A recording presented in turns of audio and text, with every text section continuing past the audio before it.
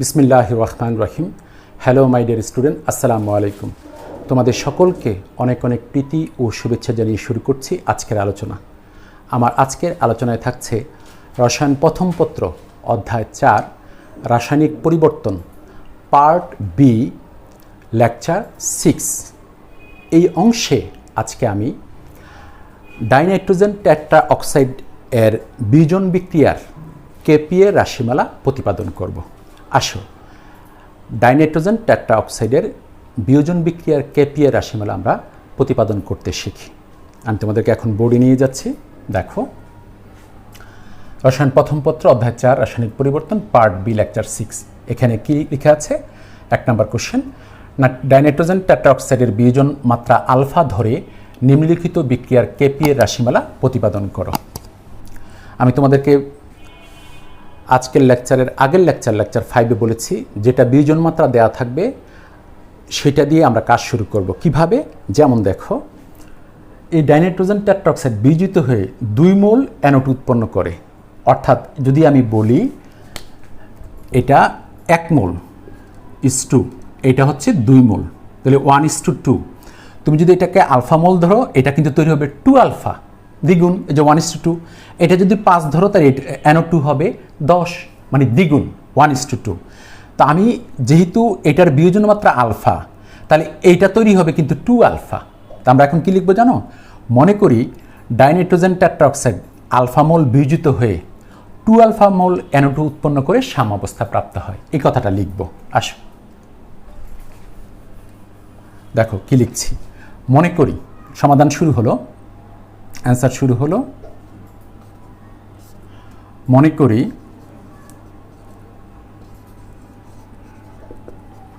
করি আলফা মোল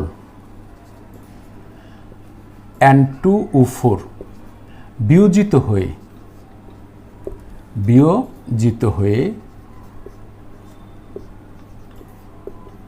দেখো, মনে করি আলফা মোল N2O4 বিয়োজিত হয়ে 2 আলফা মোল NO2। লক্ষ্য করো, এই যে এই NO2-র আগে 2 আছে, এই জন্য এটা হবে 2 আলফা মোল NO2 উৎপন্ন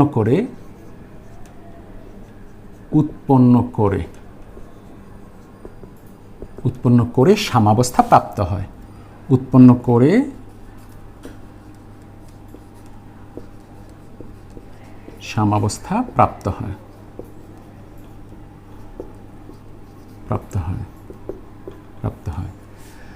এখন আমি আবারও তোমাদেরকে একটু বলছি, এই যে আমি আলফা মোল ধরলাম, তাহলে এটার বিয়োজন মাত্রা এই আলফা ঠিক আছে কিনা? আছে। কেন জানো?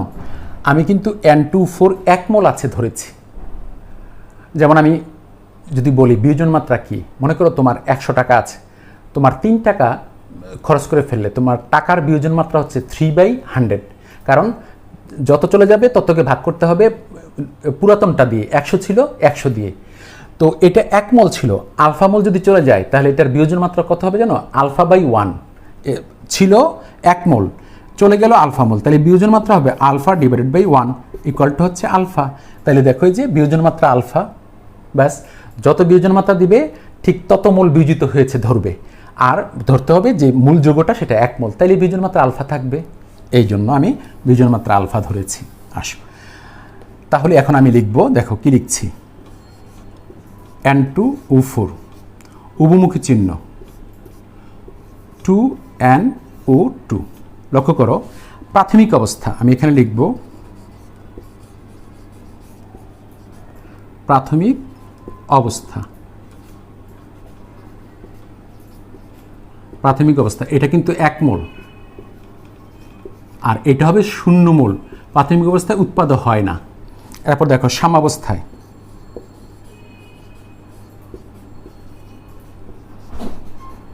সাম্যাবস্থা কি? দেখো আমি বলছিলাম এখান থেকে আলফা মোল চলে যায়, তাহলে থাকবে কতটুকু সাম্যাবস্থায়? 1 - আলফা মোল থাকবে। তাহলে এটা তৈরি হবে 2 আলফা মোল, বলেছি এটা 2 আলফা মোল তৈরি হবে। তাহলে দেখো এখান থেকে 1 মোল থেকে আলফা মোল চলে যায়, তাহলে থাকবে 1 - আলফা মোল, আর NO2 হবে আলফা, তার আগে আছে 2 আছে, এই জন্য 2 আলফা মোল। এই এবার আমরা করব কি, সাম্যাবস্থায় মোট মোল সংখ্যা বের করব। কেন? আমাদের মোল ভগ্নাংশ বের করতে মোট মোল সংখ্যা প্রয়োজন হয়, আর আংশিক চাপ বের করতে মোল ভগ্নাংশ লাগবে। এই জন্য আমাদের প্ল্যানিংটা হচ্ছে কি, আমরা এখন এই মুহূর্তে সাম্যাবস্থায় মোট মোল সংখ্যা বের করব। দেখো, সাম্যাবস্থায় মোট মোল সংখ্যা, মোট মোল সংখ্যা, সাম্যাবস্থায় মোট মোল সংখ্যা ইকুয়াল টু, দেখো এখানে আছে 1 মাইনাস আলফা যোগ, আর এই যে NO2 আছে 2 আলফা, 2 আলফা ইকুয়াল টু হচ্ছে 1 প্লাস আলফা। দেখো 2 আলফা থেকে একটা আলফা চলে গেলে 1 প্লাস আলফা থাকবে, তাহলে 1 প্লাস আলফা। এরপরে ধরি সাম্যাবস্থায় মোট চাপ, দেখো ধরি সাম্যাবস্থায় মোট চাপ, ধরি সাম্যাবস্থায় মোট চাপ ইকুয়াল টু পি অ্যাটমসফিয়ার। কারণ আংশিক চাপ বের করতে মোট চাপ প্রয়োজন হয়, এই জন্য ধরে নিয়েছি মোট চাপ পি। আংশিক চাপ বের করার সময় মোল ভগ্নাংশ লাগে, আর মোল ভগ্নাংশ বের করার সময় মোট মোল সংখ্যা লাগে, সাম্যাবস্থায় মোট মোল সংখ্যা। এই জন্য সাম্যাবস্থায় মোট মোল সংখ্যা যোগ করে নিয়েছি, এরপর সাম্যাবস্থায় মোট চাপ ধরে নিয়েছি। আস্তে আস্তে সামনের দিকে অগ্রসর হলে তোমরা বুঝতে পারবে। আচ্ছা, এবার আমি এটা মুছে ফেলবো। তোমরা কিন্তু খেয়াল রাখো, সাম্যাবস্থায় N2O4 কিন্তু 1 মাইনাস আলফা ছিল, NO2 ছিল 2 আলফা মোল। আর যা যা লিখেছি তোমরা তো খাতায় লিখে নিয়েছ। আমি এখন এটা মুছে ফেলবো। আমি পরবর্তী কাজ করার জন্য এটুকু মুছে ফেললাম।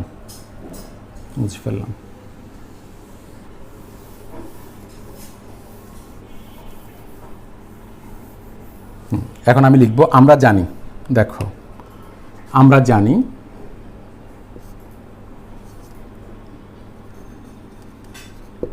এই লাইন কিন্তু প্রশ্নের লাইন। আমরা জানি, কি জানি, আংশিক চাপ ইকুয়াল টু, দেখো আমরা জানি আংশিক চাপ ইকুয়াল টু মোট চাপ, দেখো মোট চাপ ইন্টু মোল ভগ্নাংশ।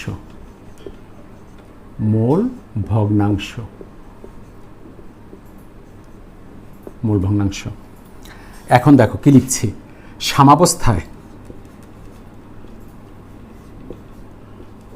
সাম্যাবস্থায় আমাদের কিন্তু N2O4 ডাইনাইট্রোজেন টেট্রাঅক্সাইড, সাম্যাবস্থায় N2O4 এর আংশিক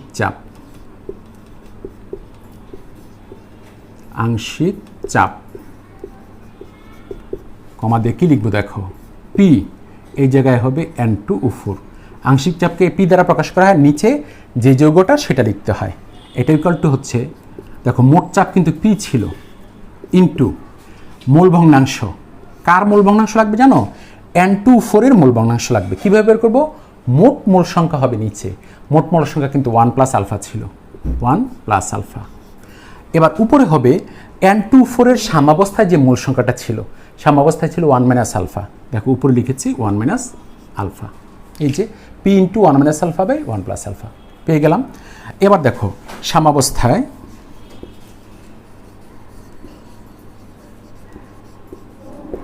সাম্যাবস্থায় NO2, অনেকে বলে কি যে স্যার এখানে 2 দেবো কিনা, না 2 দিতে হবে না, ওই সংখ্যা তোমার এখানে দিতে হবে, এখানে শুধু যৌগটার নাম হবে, এই যে নাইট্রোজেন ডাইঅক্সাইড।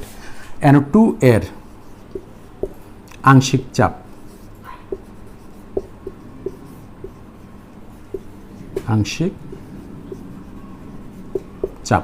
এই জায়গায় হবে পি, এই জায়গায় হবে NO2 nitrogen dioxide equal to মোট চাপ হচ্ছে পি ইন্টু মোল ভগ্নাংশ। কার মোল ভগ্নাংশ? NO2 এর। নিচে লাগবে মোট মোল সংখ্যা, নিচে কিন্তু মোট মোল সংখ্যা দিতে হবে 1 প্লাস আলফা। আমরা মোট মোল সংখ্যা কিন্তু বের করেছি। উপরে হবে NO2 এর যে মোল সংখ্যাটা ছিল, NO2 এর সাম্যাবস্থায় মোল সংখ্যা ছিল 2 আলফা। ব্যাস, তাহলে দেখো আমরা দুটারই আংশিক চাপ বের করে ফেললাম। আমরা লিখব এখন, দেখো এখন উদ্দীপকের বিক্রিয়া হতে পাই,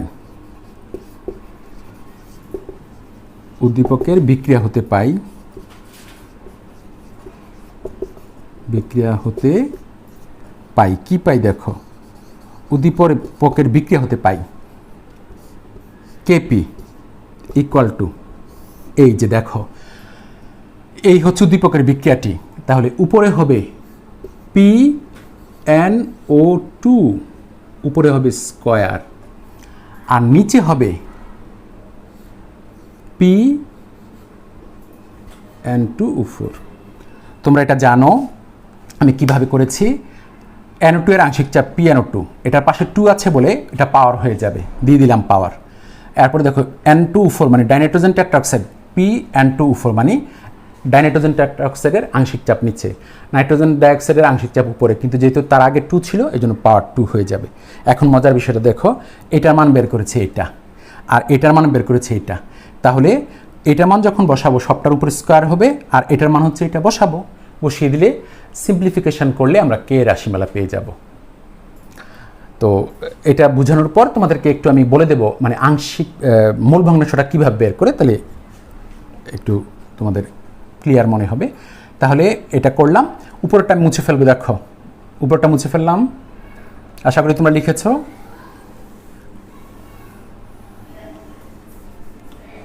হ্যাঁ দেখো এখন মানটা বসাচ্ছি, বা দিয়ে মান বসাচ্ছি, বা কেপি ইকুয়াল টু, লক্ষ্য করো কেপি ইকুয়াল টু, এটার মান ছিল পি ইন্টু 1 মাইনাস আলফা, নিচে ছিল 1 প্লাস আলফা, আর ওটার মান ছিল P into 2 alpha by 1 plus alpha, কিন্তু হোল স্কোয়ার হবে কারণ এটা স্কোয়ার ছিল। বাস এখন নিচেটা মুছে ফেলবো, মুছে ফেললাম। এখন সিম্পলিফিকেশান করব, অ্যান্সার আমাদের হয়ে যাবে বা কেপি ইকুয়াল টু হবে, লক্ষ্য করো এটাকে যদি আমরা লিখি 4 আলফা স্কোয়ার পি স্কোয়ার, কীভাবে দেখো 4 2 স্কোয়ার মানে 4 আলফা স্কোয়ার আর পির উপর স্কোয়ার দিলে পি স্কোয়ার, নিচে হবে 1 plus alpha whole square into, লক্ষ্য করে এটা উল্টে ফেলবো, 1 প্লাস আলফা উপরে চলে যাবে আর নিচে আসবে পি ইন্টু 1 মাইনাস আলফা, সহজ হিসাব, এটা নিচে চলে আসবে, এটা উপরে চলে যাবে। দেখো এইটার একটা ক্যান্সেল, বা কেপি ইকুয়াল টু, লক্ষ্য করো এটা ক্যান্সেল হলে কি থাকে 1 প্লাস আলফা, দেখো এই এখানে দুইটা তো 1 plus alpha into 1 plus alpha, আর এটা হচ্ছে 1 প্লাস আলফা, একটা ক্যান্সেল তাহলে একটা থাকবে, আর পি ক্যান্সেল তাহলে একটা পি থাকবে, তাহলে উপরে থাকবে 4 alpha square p, 4 alpha square p, আর এই জায়গায় থাকবে 1 মাইনাস আলফা। তাহলে বুঝতেই পারছো KP equal to a plus b a minus b, a square minus b square মানে 1 মাইনাস আলফা স্কোয়ার, আর উপরে হচ্ছে 4 আলফা স্কোয়ার পি, তাহলে অ্যান্সার হচ্ছে 4 alpha square p 1 minus alpha square. ইহাই নির্ণয় রাশিমালা, ইহাই নির্ণয়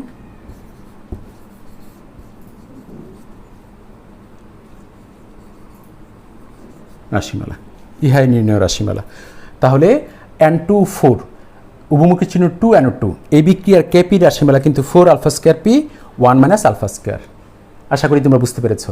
জানো পরীক্ষায় কিন্তু এরকমও থাকতে পারে, এই যে এইটা এরকম না দিয়ে এরকম দিতে পারে, A2B4 উভমুখী চিহ্ন 2AB2, সৃজনশীল কিন্তু এরকম থাকতে পারে, এরকম না, এইটা আর এটা একই সেম, কিন্তু A2B4 দেখা A2B4, এই যে N2O4 2NO2 মানে 2AB2 এরকম। আমি যখন ফার্স্ট পেপার ইদানিং আমি সেকেন্ড পেপারের সৃজনশীল সমাধান শুরু করেছি, ফার্স্ট পেপারের লেকচারগুলো শেষ হয়ে গেলে ফার্স্ট পেপারের যখন সৃজনশীল আমি শুরু করব তখন দেখতে পাবে বিভিন্ন বোর্ডের যে সৃজনশীলগুলো আসছে সেগুলো আমি সমাধান করে তোমরা বিষয়গুলো জেনে যাবে। যদিও তোমরা নিজেরাই পারবে, তারপরেও তোমাদের সহযোগী হিসেবে আমি তোমাদের পাশে থাকব। আমার লেকচারগুলো দেখবে, ইনশাল্লাহ দেখবে সব সমাধান তোমরা ইনশাল্লাহ পেয়ে যাবে। তো এটা এভাবে আসলে ঠিক এরকমভাবেই হবে, সেম ওয়েতে হবে। আলহামদুলিল্লাহ।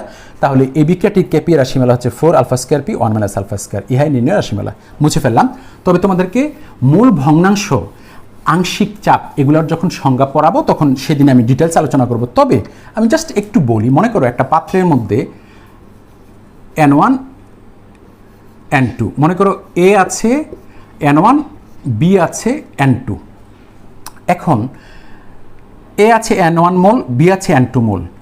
তাহলে এর মূল ভগ্নাংশ দেখো, এর মূল ভগ্নাংশ এক্স এ, মূল ভগ্নাংশকে এক্স দ্বারা প্রকাশ করা হয়। এর মূল ভগ্নাংশ এক্স এ ইকুয়াল টু হবে এরকম, দেখো N1 প্লাস N2, উপরে হবে N1। বুঝতে পারছো, যার মূল ভগ্নাংশ বের করবো তার মূল সংখ্যাটা হবে উপরে, নিচে হবে সবগুলোর যোগফল। যদি বলা হয় বি এর বের করার জন্য এক্স বি, এটা ইকুয়াল টু হবে N2 ডিভাইডেড বাই হবে N1 প্লাস N2। তাহলে সংখ্যাটা কি হলো? কোনো মিশ্রণে যে কোনো একটি উপাদানের মোল সংখ্যা এবং উক্ত মিশ্রণে উপস্থিত সকল উপাদানের মোল সংখ্যার সমষ্টির অনুপাতকে বলা হয় উক্ত উপাদানের মোল ভগ্নাংশ। যেমন দেখো এক্স বি এর মূল ভগ্নাংশ এক্স বি ইকুয়াল টু হচ্ছে কি, বি এর মূল সংখ্যাটা উপরে হয়েছে আর নিচে সব উপাদানের মোল সংখ্যার সমষ্টি হয়েছে। এখানে দুইটা আছে বলে দুইটা হয়েছে, পাঁচটা থাকলে পাঁচটা হবে যোগফল। তাহলে শেষ করব আমি মূল ভগ্নাংশের সংখ্যাটা দিয়ে। কোনো মিশ্রণে যে কোনো একটি উপাদানের মোল সংখ্যা এবং উক্ত মিশ্রণে উপস্থিত সকল উপাদানের মোল সংখ্যার সমষ্টির অনুপাতকে উক্ত উপাদানের মোল ভগ্নাংশ বলে। মূল ভগ্নাংশকে এক্স দ্বারা প্রকাশ করা হয়। যদি কোনো একটি পাত্রে এর মূল সংখ্যা N1 এবং বি এর মূল সংখ্যা N2 হয়, তাহলে এর মূল ভগ্নাংশ হবে X A equal to N1 by N1 plus N2, B এর মূল ভগ্নাংশ হবে X B equal to N2 by N1 plus N2। আশা করি তোমরা বুঝতে পেরেছো, কারণ মূল ভগ্নাংশটা আমি ইউজ করেছি, এই জন্য তোমাদেরকে একটু দেখিয়ে দিলাম।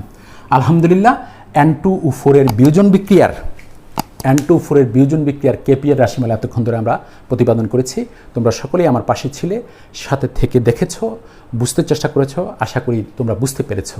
আজকে এই পর্যন্তই থাকবে। ইনশাল্লাহ আগামী পর্বে আরও গুরুত্বপূর্ণ প্রশ্ন নিয়ে আমি তোমাদের সামনে উপস্থিত হব। সে পর্যন্ত ভালো থেকো, সুস্থ থেকো। আল্লাহ হাফিজ, ফি আমানিল্লাহ। ধন্যবাদ সকলকে।